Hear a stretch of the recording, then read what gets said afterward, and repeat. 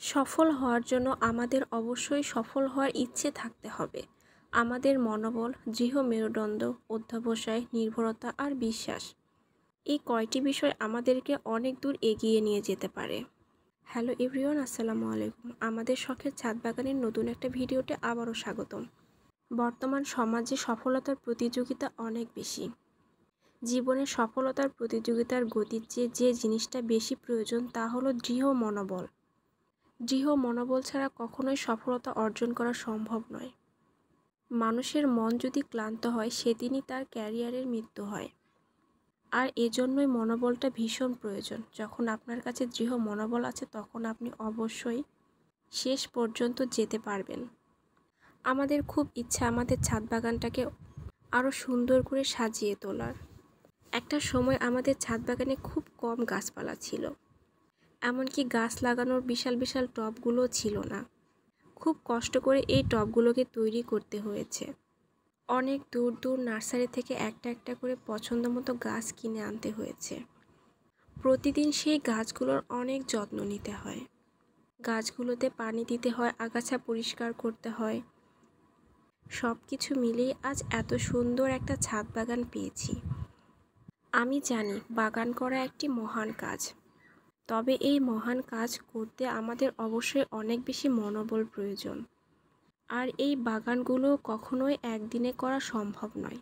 দিনে দিনে একটু একটু করে এই বাগানের সৌন্দর্যটা বৃদ্ধি হয়ে যায়। খুব ছোট্ট ছোট্ট গাছের চারা লাগানো হয়েছে। দিনে দিনে সেই চারাগুলোর পরিচর্যা করে সেগুলো বড় হয়ে সেগুলোতে কত সুন্দর ফলন দেয়।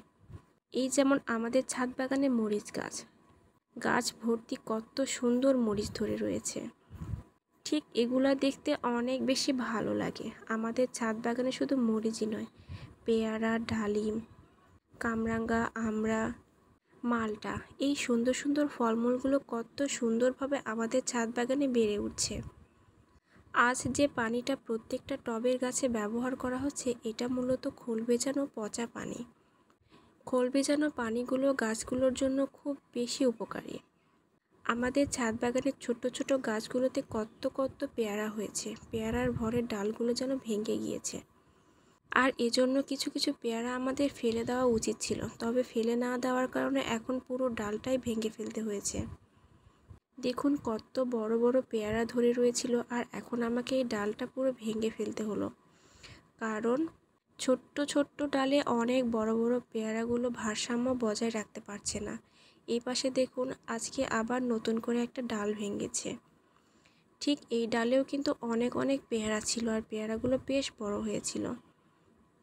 যেহেতু এই ডালটা ভেঙে গিয়েছে তাই এই ডালটা আমি একদমই ভেঙে নিলাম।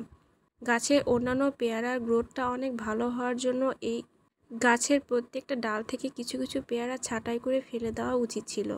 এতে করে প্রত্যেকটা পেয়ারা অনেক বড় বড় হতো এবং কোনো ডালই আর এভাবে ভেঙে নষ্ট হয়ে যেত না। ছাদ বাগানের শাকসবজি, ফলমূল এবং ভেষজ উদ্ভিদ লাগিয়ে পরিবারের অনেকটা চাহিদা মেটানো সম্ভব। সেই সাথে ছাদ বাগান তাপমাত্রা নিয়ন্ত্রণে সহায়তা করে, বৃষ্টির পানি ধারণ করে, বায়ু দূষণ কমাতেও সাহায্য করে। আর সবচেয়ে বড় কথা হলো ছাদ বাগানে কাজ করা মানে মানসিক চাপ কমতে অনেক বেশি সাহায্য করে। ছাদ বাগান বাড়ির সৌন্দর্য বৃদ্ধি করে এবং এটি শান্ত পরিবেশ তৈরি করে। ছোট ছোট কিছু গাছ লাগিয়ে এই ছাদ বাগানটাকে অনেক সুন্দরভাবে তৈরি করা যায়। বিশেষ কোনো ফলমূলের গাছ ছাড়াও ছোট ছোট গাছ, লতানো গাছ দিয়েও শুরু করা যায় ছাদ বাগান। ভালো মানের মাটি ব্যবহার করে, নিয়মিত পানি এবং সার প্রয়োগ করে ছাদ বাগান থেকে অনেক বেশি টাটকা এবং ফরমালিনমুক্ত শাকসবজি খুব সহজেই পরিবারের চাহিদা মেটাতে পারে। এই যেমন ছোট্ট একটা ভাঙ্গা বালতিতে কত সুন্দরভাবে মরিচ গাছ বেড়ে উঠেছে। বেগুন, বরবটি, মিষ্টি লাউ সহ স্ট্রবেরি কত কত গাছ লাগিয়েছি আমাদের ছাদ বাগানে। প্রত্যেকটা গাছ থেকেই অনেক বেশি ফলন পাওয়া যায়।